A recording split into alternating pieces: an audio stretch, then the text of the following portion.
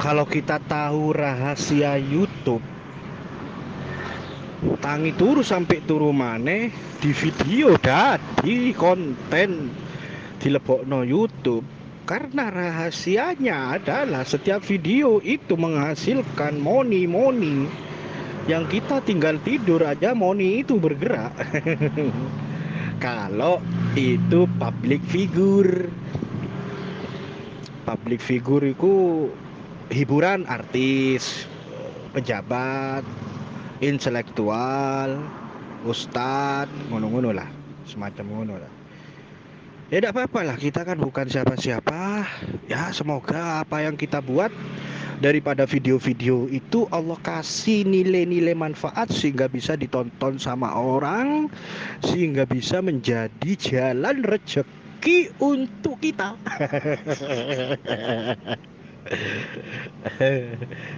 Ngono. Gaji teko Giras oleh, gaji teko YouTube oleh. Double enak. Eman. Wong Sugih tidak melewatkan untuk tidak membuat konten. Lah wis oke. Usahae wis akeh ku artis-artis ku sik tetep gawe YouTube. Wis pokoke enak wong seneng rakyat Indonesia. Wih ngerti aku omahe artis koyo ngono dadine. Sak jero-jerone, sak WC-WC ngerti kabeh ono sing duwe. Gila nih, sorry. Agak gila nih, mohon maaf. Wayahe mangan ngrungokno iki lah. Ojo mutar rek, iki wis njaluk sepuro. Omahe Titi Kamal iku lho, aduh. WC ini otomatis. WC ae otomatis membuka dewe. Aduh. Bahaya. Semuanya bernilai konten dan itu bernilai uang. Hitungannya bulanan, hitungannya harian. Satu hari berapa view? Dapat kita rupiah tuh satu hari, 24 jam tuh dapat tuh. Video itu sudah 1 tahun yang lalu. Tetap masih kita dapat ditonton orang itu masih kita dapat hariannya itu.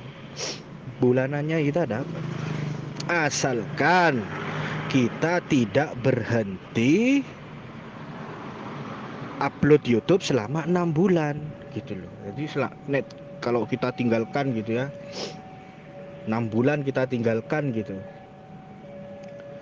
habis itu. Tapi kalau dalam 6 bulan itu kita upload 1 kali saja video, masih tetap dapat gitu loh. Jadi sekali budal sampai mate kan ngono. Nek perlu dilanjutno biar anak putu iki lanjutno YouTube iki. Iki lho, YouTube wayahe buyutku.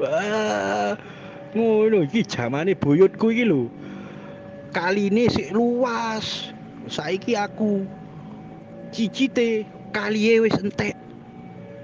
Dadi dalan seumpamanya kan iki. Oh, iki biyen mall, saiki dadi opo kan gitu kan, nggak tahu kan gitu. Sampai buyut-buyut 7 turunan YouTube dilanjutkan. Gitu, wariskan emailnya, wariskan passwordnya, wariskan nomor rekeningnya, diganti nanti yang mewarisi itu. Oh no. Manjal, serius iki. Oh, zamane buyutku iku masak bebek koyo ngene. Saknoni kan ngono. Lah iya zamane cicit-cicit kita ke depan nanti masak itu sudah nggak kotor. Sekarang kan masih kotor, masih jadul, separuh jadul lah ngono. Wis seru jal. Weh, buyutku rek biyen ayu jal. Aduh. Pele mbakku ganteng ternyata, asik. Boleh iya. Eman ya. Lah iya. Oh ini. Ya alhamdulillah. Kiai Muhammad Faisal dapat jatah modern karena beliau mungkin berdoa untuk sebuah modern, kata modern dapat masuk YouTube. Lah ini loh suaranya mbahmu. Seandainya ada videonya ya, hah? Dari fotonya aja kelihatan loh kalau kayak orang Arab.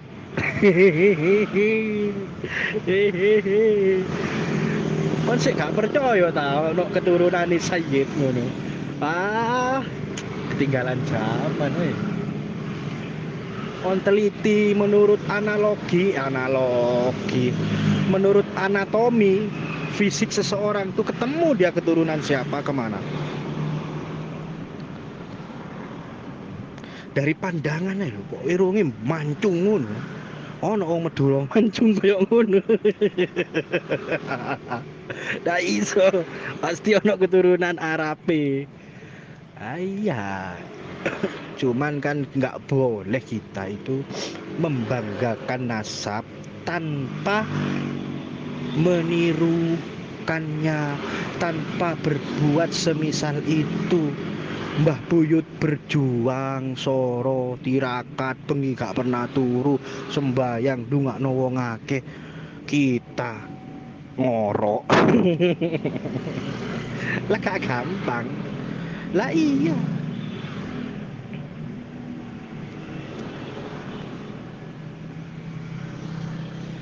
Maka kata Kiai Muhammad Faisal, kalau pengen mudah jangan jadi ustadz, jangan jadi kiai, karena susah. Jadi ustadz kiai itu susah, doakan orang. Bukan mbok ngajar alif bakta langsung jadi ustadz. Didongakno iku santrine sampai kiamat selamat. Didongakno iku murid iku. Meskipun murid masih umur 5 tahun, 4 tahun, 6 tahun, 7 tahun itu harus kita doakan sampai kiamat selamat, ilmu ceket. Nek gak didongakno ngono gak eling mbek gurune, ojo ngamuk gurune. Lah gurune gak dongakno. Ya nantilah kita bahas di eksistensi yang berikutnya. Kayaknya eksistensi yang keenam ini masih sama tentang pondok pesantren, tentang ijazah kiai dan tentang penerus, karena masih seru kayaknya minatnya ya. Dan hari ini aja sudah 200 view. Kurang dari 1 minggu 200 view itu sudah lumayan. Original itu loh, original itu. Kaget juga saya, banyak yang dengarkan ini. Original, rata-rata yang nonton tuh sampai habis didengarkan.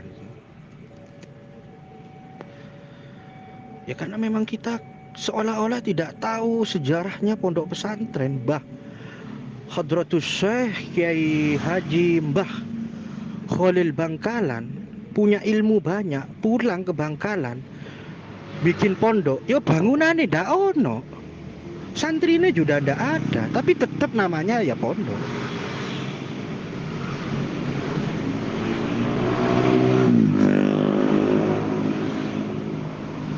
Sama kiai-kiai di Jawa Timur juga begitu. Hadratus Syekh Haji Hasyim Asy'ari juga begitu.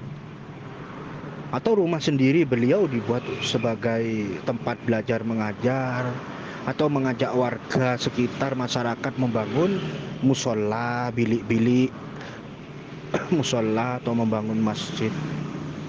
Tidak serta-merta seperti yang kita lihat saat ini langsung megah seperti itu. Itu kan renovasi semua. Seperti pondok pesantren Alamin Perenduan itu kan cungkup namanya. Cungkup itu apa gazebo itu lho. Moyangi itu pertama ngajar ngaji nak cungkup itu, cungkup.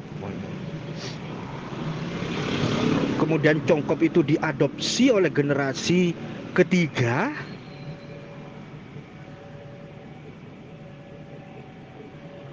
Diperlebar dikit, dinamakan musola. Nek bahasa Madura sik congkop ngono. Cuman karena anak cucu ini disekolahkan di Gontor oleh ilmu modern, nah jenenge dikei musola ngono lho. banyak transformasi bahasa bentuk bangunan yang dari dasarnya terus bergeser, terus membesar, terus bergeser, membesar, dan seterusnya. Jadi jangan kaget kalau kita ada pondok di gang-gang, itu jangan kaget, karena itu sebuah ijazah. Begitu. Jadi pondok pesantren itu tidak serta-merta kita bisa bikin pondok pesantren seperti itu. Jadi kita tidak bisa serta-merta bikin pondok pesantren ngono. Ya ngawur berarti. Asal niru-niru, nggak bisa. Itu ijazah. Ijazah dari kiai, dari gurunya. Begitu loh. Ada yang tidak mendirikan pondok pesantren tapi mendirikan torikoh. Nah, itu ijazah. Semua itu berdiri atas dasar ijazah. Begitu loh. Jadi pondok pesantren itu berdiri atas dasar ijazah dari seorang guru, bukan atas dasar bangunan, bukan atas dasar santri. Gitu loh. Jadi kita pondok di bangunan nih, pondok di santri nih. Jangan begitu. Tidak boleh begitu. Kita harus tahu dasarnya dulu. Gitu loh. Mampu nggak kita menarik dasar ini sampai 900 tahun yang lalu saat pertama kali Mbah Sunan Ampel mendirikan pondok pesantren. Gitu. Kalau ilmu kita hanya ilmu memandang pondok itu gede.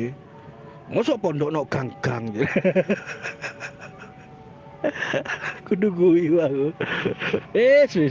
Ijazah itu. Mulu. Duduk pas kon duwe gawe iso bangun. Duwe iso bangun. Duwe guru ya wis tak ijazah kon gawe pondok, bukan. Jadi karena sudah mumpuni, dipandang oleh seorang guru mumpuni untuk berjuang di lain tempat untuk mendirikan satu pondok seperti pondok sebelumnya, jadi diijazah sama guru, kamu bikin pondok. Nah, kita sering kali kaget lihat pondok tuh tulisan ono pelang pondok di pondok lah, kok cuman saoma gitu kan lucu lo. Pondok pesantren itu ijazah kiai, ijazah keilmuan. Seperti Sunan Ampel memberikan ijazah kepada Sunan Giri, kamu sudah cukup ilmunya, kamu sudah mumpuni, kamu sudah layak untuk berjuang di lain tempat. Silakan berjuang di lain tempat selain Ampel sini kan. Akhirnya balik nak Gresik, berjuang di sana, berdakwah di sana. Bego no. Ya gak duwe apa-apa biyen Sunan Giri kan ngono.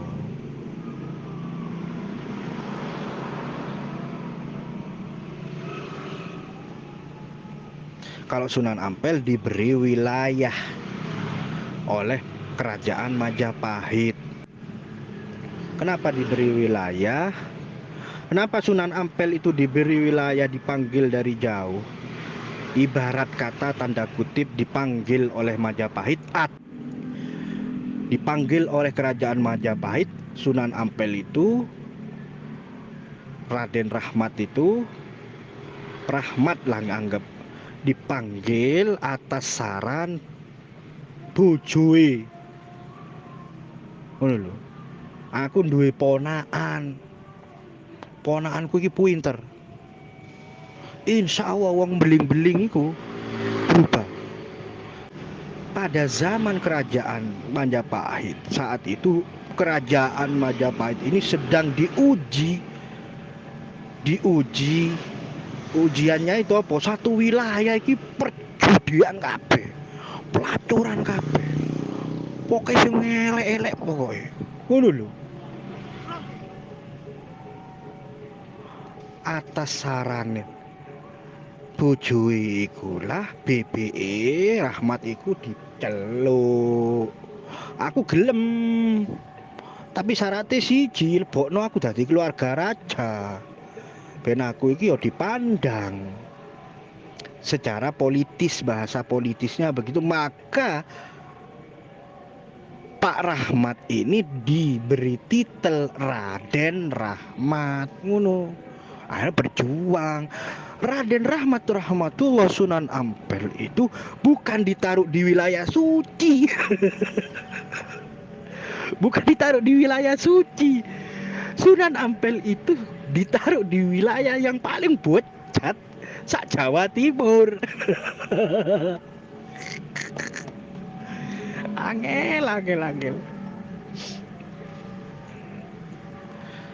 Untuk apa? Untuk merubah masyarakat di sana. Makanya Sunan Ampel memberikan ajaran moh limo gitu loh. Sunan Ampel itu ditaruh di kawasan bocat sama kerajaan Majapahit untuk merubah masyarakatnya loh, yang suka judi, dolenan wedok, apa maneh, sabung ayam, maling, tukaran, mateni, dan seterusnya sebagainya begitu. Bahasa gampangnya jahiliyah banget masyarakat sekitar kuno iku lho, maka dikirim Sunan Ampel diceluk mbek Raja Majapahit. Perubahan wong-wong nak kono. Ngono. Dikira gak iso jari ini mungkin Raja Majapahit. Dirubahlah perilaku masyarakat plus iso mlebu Islam. Wah, duduk wong sembarangan jal. Mosok awakmu cuma ketemu Samsuri ae wis ketar-ketar. Kita kalau dakwah jangan mau ketemu orang baik, bukan dakwah namanya. Dakwah itu ketemu orang gak api. Dijak untuk menjadi baik. Ngono. Dakwah nek wong apik lah opo jare duduk dakwah iku jan. Siar iku jenenge. Istiqomah siar aja. Yang namanya dakwah itu orang gak sholat jadi sholat. Yang namanya dakwah itu orang judi jadi berhenti judi, orang mabuk berhenti mabuk, orang tersesat jadi ketemu jalannya, jalan terang. Nah, itu dakwah.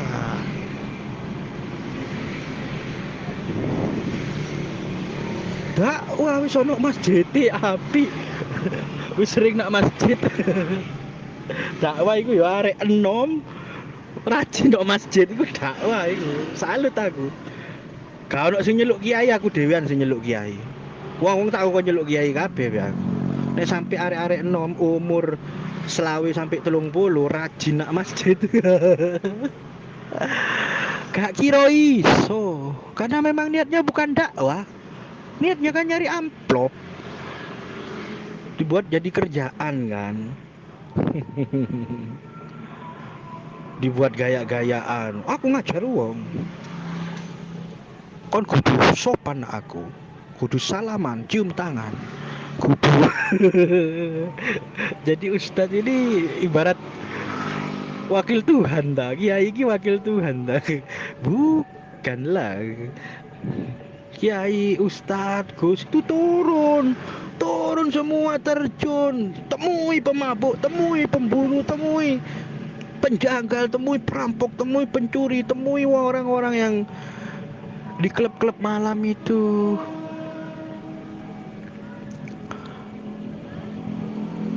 Ajak mereka untuk berubah, sret ngono lho. Ojo wis enggonan apik jal kari lho buka kitab ustad kiai enak. Sopo sing gak iso? Kabeh iso. Sunan Ampel gak ngono jal, tutuk Surabaya langsung buka kitab. Saiki pelajaran hadis, pelajaran tafsir. Sopo sing gak gelem dadi ustad? Enak, aku yo gelem. Kari buka kitab ngono. Wah, lu malah enak, lungguh nak omah ngono kan. Omane saiki ono syuting YouTube, oleh view, oleh subscribe, oleh duit. Dakwah itu terjun kita kemana-mana, terjun kita ke Giras. Kita temui orang butuh apa, orang tersesat di mananya. nggak mampu kita perbaiki dengan perbuatan, kita berbagi. Ya Allah, tolong orang di sana, ya Allah, banyak utangnya, lunaskan ya Allah. Tunjukkan jalan kebaikan, tunjukkan jalan hidayahmu, tunjukkan jalan rahmatmu. Kayak ngono Jal, dakwah iku Jal. Nek dakwah wis ono masjid. Opane wis ono santrine. Kari lungguh, buka kitab. Sopo sing gak iso? Belajar bahasa Arab pinter langsung. Mas Sofi Naki dadi kiai bahasa Inggris deh. Ngaji kita bahasa Inggris pinter deh. Bukan begitu, kita menjaga akhlak, merubah manusia untuk berakhlak dengan kita mencontohkannya gitu loh. Jadi nyuruh sholat yo kayak sarung, koncoi longgo, koncoi ngopi dan ayo nak musola sih ngono, mari toko musola ngopi maneh, ngobrol maneh wis.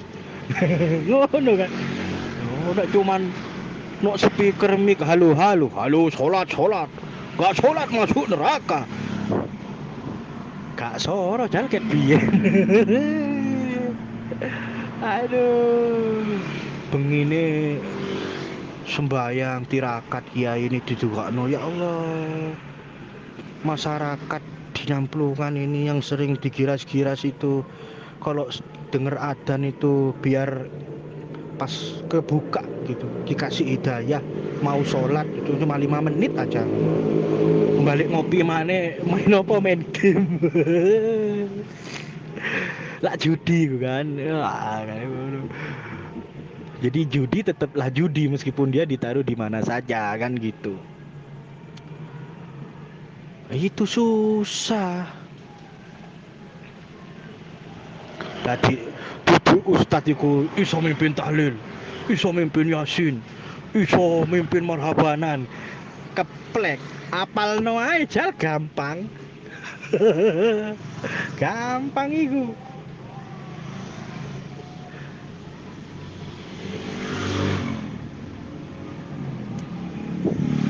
Jadi kita lanjutkan lagi nanti di eksistensi yang keenam, tetap kita pembahasan pondok pesantren, ijazah kiai dan penerus. Yang selanjutnya juga kita akan bahas bagaimana fungsi dan tujuan seorang gus, seorang ustadz, seorang kiai itu terus pergerakannya seperti apa kan gitu.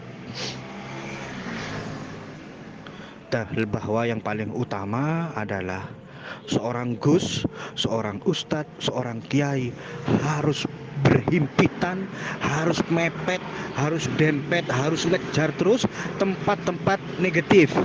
Gak ngerti bahasa Inggris ta?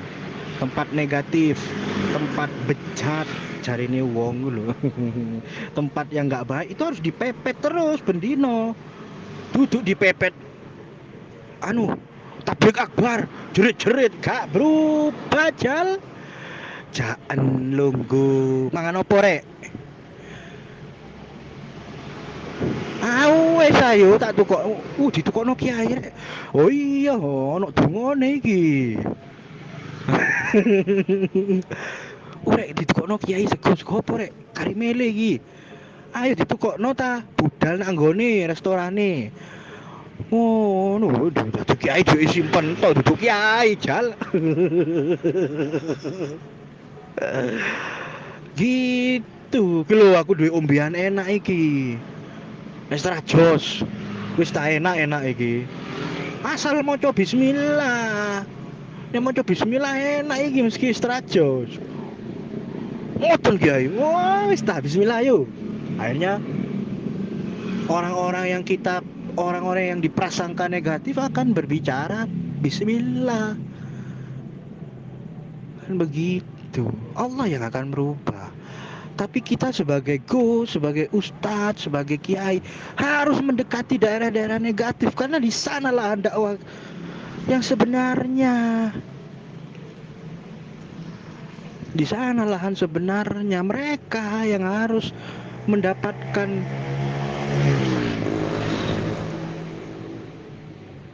uluran tangan. Oh, ojo langsung ayat Quran. Ojo langsung ayat Quran. Uluran tangan dulu. Ngerokok bareng dhisik. Ngopi-ngopi dhisik. Kan ngono. Ojo langsung. Nah. Ono kiai, ojo diombe sing ngideno, biasane kan ngono. Kan? Minimal seminggu sekali berubah. Kalau enggak seminggu 2 kali kan ono preine dek kan ngono. Nek bendino mateng wis gak iso ngombe maneh dibarengi kiai terus. Wis aduh setengah jam lebih iki. Saatnya kita menuju Al-Wafi, gak kerasa ini ya. Aduh. Kita lanjutkan di lain waktu. Ini prolog untuk Istighosah Al-Wafi yang ke-148. Bisa jadi bahan perenungan, pemikiran, bisa nanti tanya jawabnya menjadi warm, menjadi hangat saat selesai istighosah. Jadi ada pertanyaan, ada yang ditanyakan gitu loh.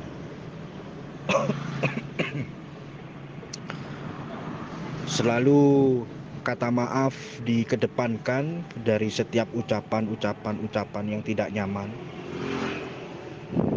dari kata-kata yang tidak nyaman. Dan diwal salah iku yo gak enak rasane, gak nyaman ngono, emang tak pasanya gak nyaman ngono. Oke, sampai ketemu insyaallah nanti malam di Al-Wafi, acara Istighosah Al-Wafi. Terima kasih. Jangan lupa subscribe. Opo di sini subscribe, ini kan rekaman.